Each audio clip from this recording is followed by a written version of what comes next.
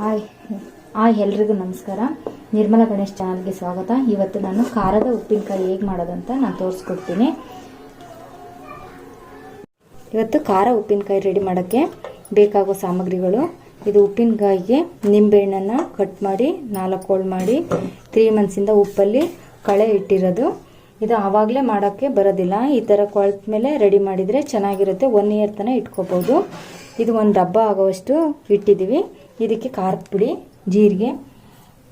ಜೀರಿಗೆನ ಹುರಿದು ರೆಡಿ ಮಾಡಿದ್ದೀವಿ. ಸಾಸಿವೆ, ಮೆಂತ್ಯ ಎಲ್ಲ ಹುರ್ಕೊಂಡಿದ್ದೀವಿ. ಇದು ಬೆಳ್ಳುಳ್ಳಿ, ಅರಿಶಿನ ಇಷ್ಟನ್ನು ರೆಡಿ ಮಾಡಿ ಇಟ್ಕೊಂಡಿದ್ದೀವಿ. ಇವಾಗ ಇದನ್ನು ಮೆಂತ್ಯ ಹುರಿದು ಇಟ್ಟಿರೋದನ್ನು ಎಲ್ಲ ಒಂದೇ ಸತಿ ರುಬ್ಬಿರಾಯಿತು. ಪೌಡ್ರ್ ಮಾಡಿಕೊಂಡು ಈ ಥರ ಪೌಡ್ರ್ ಮಾಡ್ಕೋಬೇಕು. ಇದು ಪೌಡ್ರನ್ನ ಈ ಥರ ನೈಸ್ಗೆ ರುಬ್ಕೋಬೇಕು.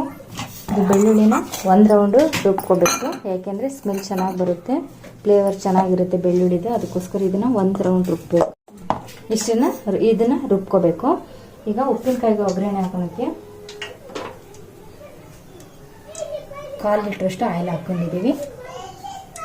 ಮತ್ತು ಸಾಸಿವೆ ಹಾಕೋಣ. ಸಾಸಿವೆ ಕಟ ಅಂದ ತಕ್ಷಣ ಜೀರಿಗೆ ಹಾಕ್ಕೊಳ್ಳೋದು. ಹಾಗೆ ಬೆಳ್ಳುಳ್ಳಿನೂ ಹಾಕೊಳ್ಳೋಣ ಎಣ್ಣೆ ಒಳಗಡೆ.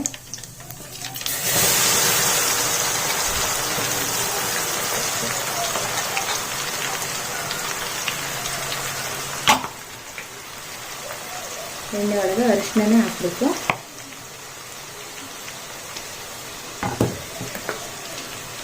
ಈಗ ಖಾರ ಪುಡಿ ಹಾಕೋದು.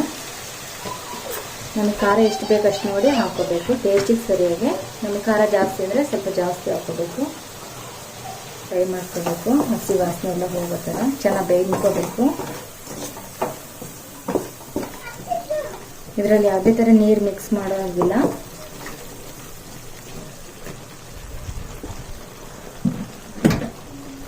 ಈಗ ಉರಿನ ಆಫ್ ಮಾಡಿಕೊಂಡು ಚೆನ್ನಾಗಿ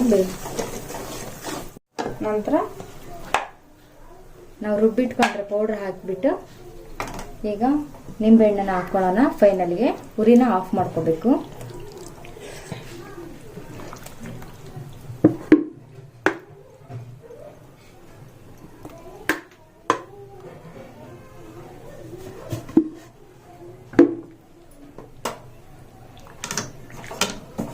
ಉರಿನ ಆಫ್ ಮಾಡಿಕೊಂಡು ಚೆನ್ನಾಗಿ ಮಿಕ್ಸ್ ಮಾಡ್ಕೋಬೇಕು. ಇದನ್ನು